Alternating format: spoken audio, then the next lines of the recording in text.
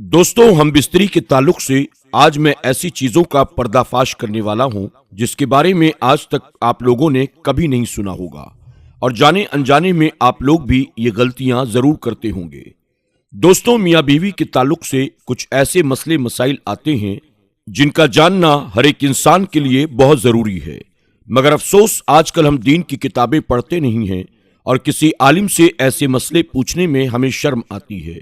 मगर अजीब बात यह है, हम बिस्तरी का मसला पूछने में हमें शर्म आती है, मगर वही गैरत उस वक्त कहाँ मर जाती है जब दूल्हा अपने दोस्तों को और दुल्हन अपनी सहेलियों को पूरी रात की कहानी सुनाते हैं।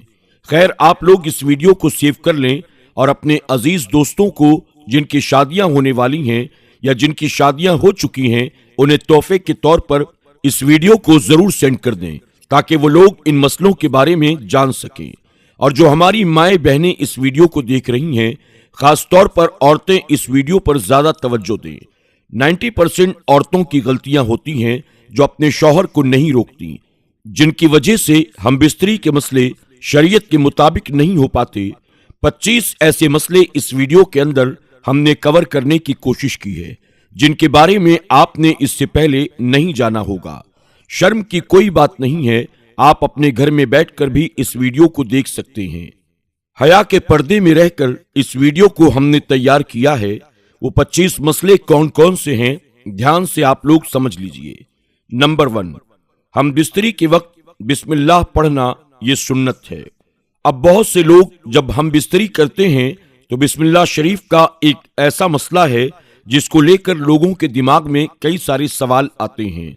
तो तफसीर नईमी जिल्द नंबर 2 सफ़ा नंबर 410 पर है, हम बिस्तरी के वक्त बिस्मिल्लाह शरीफ पढ़ना ये सुन्नत है, मगर याद रहे सतर खोलने से पहले पढ़ें, यानी कपड़े उतारने से पहले। और सबसे बेहतर यह है कि जब कमरे में दाखिल हों तो कमरे के अंदर दाखिल होते ही बिस्मिल्लाह शरीफ पढ़ के दायां पैर अंदर दाखिल करें। अगर हमेशा इंसान इसी तरीके से करता है तो शैतान कमरे से बाहर निकल जाता है, वरना वो भी आपके साथ हम बिस्तरी में शरीक हो जाता है। नंबर 2, हम बिस्तरी के वक्त बात करना मकरूह है। बहुत से लोग हम बिस्तरी के वक्त बातें करते हैं, चीखो पुकार करते हैं।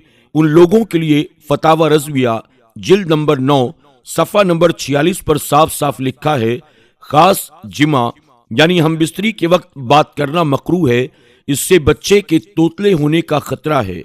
इसी तरह उस वक्त औरत की शर्मगाह की तरफ नजर करने से भी बचना चाहिए, ऐसा करने से बच्चे के अंधा होने का खतरा है। और इसी तरह कपड़े उतार कर सोहबत ना करें, ऐसा करने से बच्चे के बेहया होने का अंदेशा है। अब सोचो, आप लोग ये तीनों गलतियां अक्सर करते होंगे। हम बिस्तरी के वक्त बातें भी कर लेते होंगे, शर्मगाह की तरफ भी देख लेते होंगे और कपड़ों को उतार कर एक तरफ फेंक देते होंगे। हालांकि ये तीनों चीजें बिल्कुल मकरूह है। ऐसा करने से आने वाले बच्चे पर असर पड़ेगा। अब कौन ऐसा इंसान होगा जो जरा से मजे के चक्कर में अपने बच्चे पर इन चीजों का असर डालेगा। बाकी आप लोग खुद समझदार हैं। अगला मसला आता है हम बिस्तरी के वक्त किसी और का तसव्वुर करना। ये तो 95% लोग करते हैं, यानी बीवी के साथ हम बिस्तरी कर रहे हैं और दिमाग में किसी और का तसव्वुर होता है। कान खोल कर सुन लो, ऐसा करना भी जिना है और सख्त गुनाह है। हम बिस्तरी के लिए कोई वक्त मुकर्रर नहीं है। हाँ, बस इतना ख्याल रखें कि नमाज न छूटने पाए आपकी हम बिस्तरी की वजह से, क्योंकि बीवी से भी नमाज, रोजा, एहराम, एतिकाफ, हैज व निफास और नमाज के ऐसे वक्त में सोहबत करना कि नमाज का वक्त निकल जाए, यह हराम है। अगला मसला आपको बहुत ध्यान से सुनना चाहिए, जो आजकल के नौजवान गलतियां कर रहे हैं। मर्द का औरत की छाती को मुंह लगाना जायज है। तुम लोग ये मत समझना कि मर्द औरत की छाती पर मुंह नहीं लगा सकता। मुंह लगाना जायज है, मगर इस तरह मुंह लगाना हराम है कि दूध निकलकर हलक तक पहुंच जाए।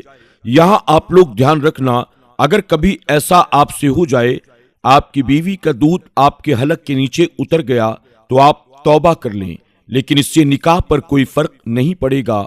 बहुत से लोग कहते हैं कि बीवी की छाती को अगर मुंह लगा लिया तो उससे निकाह टूट जाएगा। मैं आप लोगों के सामने क्लियर कर दूं कि फतावा रज़विया शरीफ صفحہ نمبر 568 پر ہے، ایسا کرنے سے نکاح پر کوئی فرق نہیں پڑے گا۔ اگلا مسئلہ آتا ہے مرد و عورت کا ایک دوسرے کے سطر یعنی ایک دوسرے کے جسم کو دیکھنا یا چھونا، یہ جائز ہے۔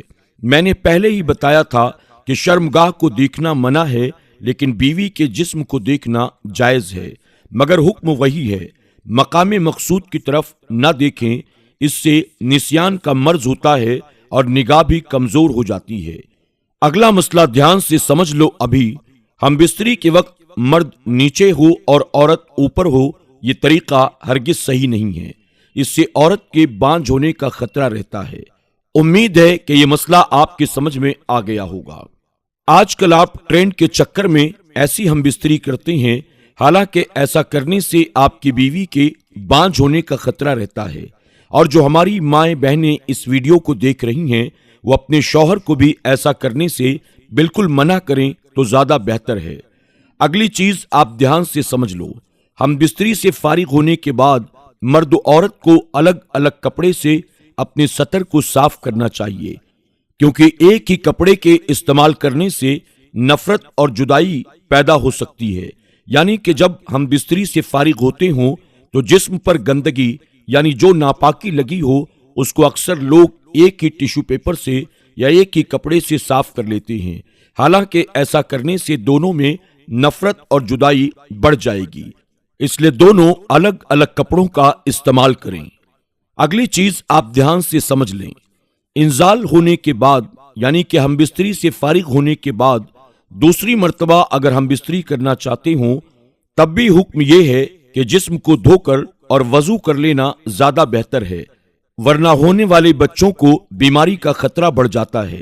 اور اعلیٰ حضرت رحمت اللہ تعالی علیہ فرماتے ہیں، عورت کے اندر مرد کے مقابلے 100 گنا زیادہ شہوت ہوتی ہے، مگر اس پر حیا کو مسلط کر دیا گیا ہے۔ اگر مرد جلدی فارغ ہو جائے تو فوراً اپنی بیوی سے جدا نہ ہو بلکہ کچھ دیر ٹھہر جائے اور پھر الگ ہو۔ اگر آپ لوگ اپنی بیوی کے ساتھ ہم بستری کر رہے ہیں تو ظاہر سی بات ہے مرد جلدی فارغ ہو جائے گا، تو مرد کو چاہیے وہ اپنی بیوی کو پورے طریقے سے سیٹسفائی کر کے اس کے بعد ہی اپنی بیوی سے جدا ہو۔ اور حضرت امام غزالی رحمت اللہ تعالی علیہ فرماتے ہیں، ہم بستری کرنا یعنی صحبت کرنا لذت میں سے ایک لذت ہے، اور خواجہ جنید بغدادی رحمت اللہ تعالی علیہ فرماتے ہیں، انسان کو ہم بستری کی ایسی ضرورت ہے جیسے کہ غذا کی، کیونکہ بیوی دل کی طہارت کا سبب ہے۔ اور مسلم شریف کی ایک حدیث مبارکہ میں آتا ہے، جس طرح حرام صحبت پر گناہ ہے اسی طرح جائز صحبت پر نیکیاں بھی ہیں، یعنی کہ حرام طریقے سے ہم بستری کی جائے تو اس پر گناہ ملتا ہے، اگر اسی طریقے سے ہم بستری کو جائز اور اسلامی طریقے سے کر لیا جائے یعنی کہ شریعت کے مطابق کر لیا جائے تو اس کی ہر سانس پر اس کو نیکیاں بھی ملتی ہیں۔ کس طریقے سے آپ لوگ سمجھ لو، ام المومنین سیدنا عائشہ صدیقہ رضی اللہ تعالی عنہا سے مروی ہے، حضور اکرم صلی اللہ علیہ وسلم ارشاد فرماتے ہیں، جب ایک مرد اپنی بیوی کا ہاتھ پکڑتا ہے تو اس کے نامہ اعمال میں ایک نیکی لکھ دی جاتی ہے، اور جب اس کے گلے میں ہاتھ ڈالتا ہے تو 10 نیکیاں لکھ دی جاتی ہیں، اور جب اس سے صحبت کرتا ہے یعنی کہ ہم بستری کرتا ہے تو دنیا میں سب سے بہتر ہو جاتا ہے، اور جب غسل جنابت کرتا ہے یعنی کہ ہم بستری کے بعد غسل کرتا ہے تو غسل کا پانی جس جس بال پر ہو کر گزرتا ہے ہر بال کے بدلے میں ایک نیکی لکھ دی جاتی ہے، اور ایک گناہ معاف کر دیا جاتا ہے، اور ایک درجہ بلند ہو جاتا ہے۔ محبت کے ساتھ کمنٹ باکس میں لکھ دیجئے سبحان اللہ۔ حضرت عبداللہ ابن مسعود رضی اللہ تعالی عنہ سے ایک شخص نے عرض کی، میں نے ایک لڑکی سے شادی کی، مجھے لگتا ہے وہ مجھے پسند نہیں کرتی۔ آپ فرماتے ہیں، محبت اللہ کی طرف سے ہے اور نفرت شیطان کی طرف سے۔ ایسا کرو، جب تم اپنی بیوی کے پاس جاؤ تو دونوں وضو کر لینا اور 2 رکعت شکرانے کی نفل نماز ادا کرنا، اس طرح کہ تم امام ہو اور وہ تمہاری اقتدا کر رہی ہو، یعنی کہ تم آگے کھڑے ہو جانا اور بیوی تمہارے پیچھے تمہارے ساتھ شکرانے کی نفل ادا کرے۔ انشاءاللہ ایسا کرنے سے تم اسے محبت کرنے والی اور وفادار پاؤ گے۔ اب ایک بہت بڑا مسئلہ آتا ہے، اگر کسی کمرے میں قرآن پاک رکھا ہوا ہے تو اس کمرے میں ہم بستری کس طرح سے کی جائے؟ یہ ہم بستری کرنا صحیح ہے یا غلط؟ یہ سوال بہت سارے لوگوں کے دماغ میں رہتا ہے۔ دلیل کے ساتھ آپ اس مسئلے کو سنو۔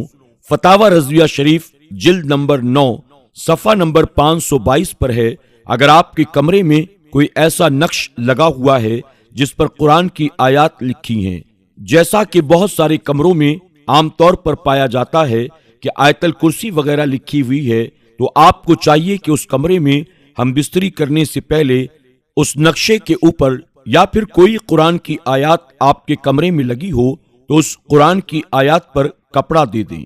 نہیں تو ہم بستری دور کی بات ہے، اس کمرے میں کپڑے چینج کرنا بھی بے ادبی ہے۔ اس کمرے میں برہنا یعنی پورا ننگا ہونا بھی ایک بے ادبی ہے۔ یہ بات آپ کان کھول کر سن لو۔ اسی طریقے سے اگر قرآن پاک بنا کسی غلاف کے رکھا ہوا ہے، یعنی کہ ہم قرآن مقدس کے اوپر جو جزدان چڑھاتے ہیں جس کو غلاف کہا جاتا ہے، اگر بغیر غلاف کے قرآن شریف اس کمرے میں رکھا ہوا ہے تو اس کمرے میں ہم بستری نہ کریں۔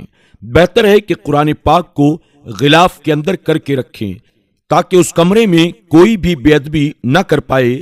ایسا ہی قبلہ کی طرف پورے کپڑے اتار کر کھڑا نہیں ہونا چاہیے، ایسا کرنا بالکل منع ہے۔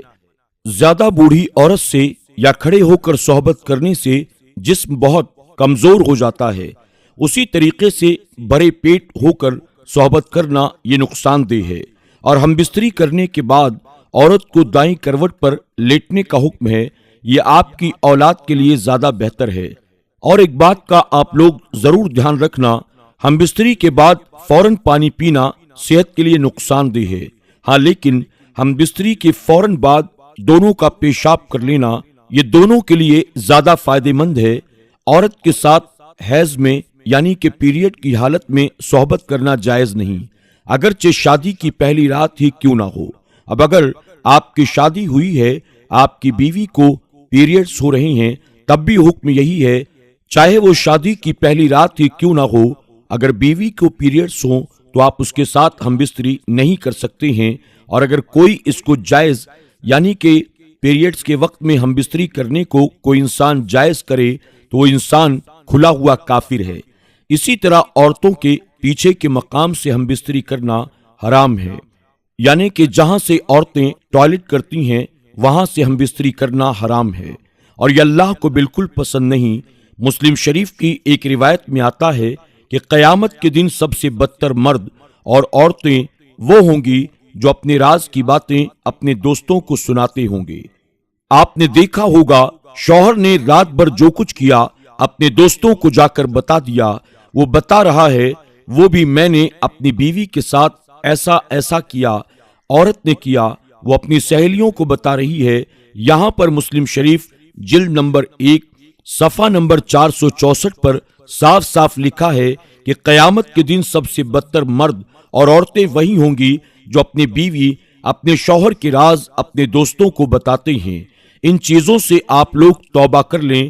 آپ نے کئی ساری ویڈیوز ایسی دیکھی ہیں، عورتوں سے آپ 2 مہینے دور رہ لو نکاح ٹوٹ جائے گا، 6 مہینے دور رہ لو نکاح ٹوٹ جائے گا۔ اصل میں حقیقت کیا ہے وہ آپ لوگ ضرور جان لیں۔ عورت سے جدا رہنے کی مدت 4 مہینے ہے، اس سے زیادہ دور رہنا منع ہے، لیکن اگر کوئی شخص 1 سال بھی دور رہتا ہے اس سے اس کے نکاح میں کوئی فرق نہیں پڑے گا۔ یہ بات آپ لوگ اچھی طرح سے سمجھ لیں، افواہوں پر آپ لوگ زیادہ دھیان نہ دیں تو بہتر ہے۔ دوستوں، ہم لوگوں نے بہت سی ریسرچ کر کے یہ ویڈیو تیار کی ہے، آپ لوگ سوچ بھی نہیں سکتے کئی ہفتوں سے ان حدیث مبارکہ کو ہم نے تلاش کیا، اس کے بعد اس ویڈیو کو تیار کیا ہے۔ امید ہے کہ آپ کے سارے ڈاؤٹس کلیئر ہو گئے ہوں گے۔ آپ سے گزارش ہے آپ ہماری محنت کو ضائع نہ جانے دیں، اس ویڈیو کو ان لوگوں تک ضرور پہنچائیں جو یہ غلطیاں کر دیتے ہیں، اور شادی شدہ لوگوں تک یہ ضرور پہنچا دیں۔ اس ویڈیو میں کچھ ایسے مسئلے بھی ہیں جن کو شادی کے بعد سمجھنا بے حد ضروری ہے، اور جن لوگوں کی شادیاں ہونے والی ہیں یا جن کی شادی ہو چکی ہے ان لوگوں تک یہ ویڈیو ضرور پہنچا دیں، آپ کی بڑی مہربانی ہوگی۔ ہو سکتا ہے آپ کی ایک شیئرنگ سے کوئی بندہ ان غلطیوں سے بچ جائے اور اللہ تعالیٰ آپ کی اس نیکی کو قبول فرما لے۔ آج کے اس ویڈیو کو مکمل طور پر شریعت کے دائرے میں رہ کر بنانے کی کوشش کی گئی ہے، اور اس ویڈیو کو بنانے کا اصل مقصد یہی ہے کہ میاں بیوی کے تعلقات میں جو غلطیاں ہوتی ہیں ان غلطیوں کو ہم سدھار کر اپنے تعلقات کو بہتر بنائیں اور اپنی دنیا اور آخرت کی زندگی کو سنوارنے کی کوشش کریں۔ اگر آپ اس ویڈیو کو اپنے دوست احباب کے ساتھ شیئر کرتے ہیں تو ظاہر ہے کہ آپ معاشرے کو سنوارنے میں اور میاں بیوی کے تعلقات کو سدھارنے میں ایک اہم رول ادا کریں گے۔ آپ تمام سے گزارش ہے کہ اسے زیادہ سے زیادہ شیئر بھی کریں، ویڈیو کو لائک بھی کریں، اور اس ویڈیو کے بارے میں آپ کی کیا رائے ہے کمنٹ باکس میں جا کر ضرور کمنٹ کریں۔ آج کی ویڈیو میں بس اتنا ہی، انشاءاللہ بہت جلد ایک اور نئی دلچسپ اور معلوماتی ویڈیو کے ساتھ آپ کی خدمت میں حاضر ہوں گے۔ آپ اگر ہمارے اس چینل پر نئے آئے ہیں، آپ نے اسے اب تک سبسکرائب نہیں کیا تو ابھی سبسکرائب کر لیں، اور آئندہ آنے والے ویڈیوز کی نوٹیفیکیشن کے لیے بیل آئیکن پر کلک کرنا نہ بھولیں۔ بہت جلد پھر آپ سے ملاقات ہوگی، تب تک کے لیے اجازت دیں۔ اللہ سب کو اپنا حفظ و امان عطا فرمائے۔ اللہ حافظ۔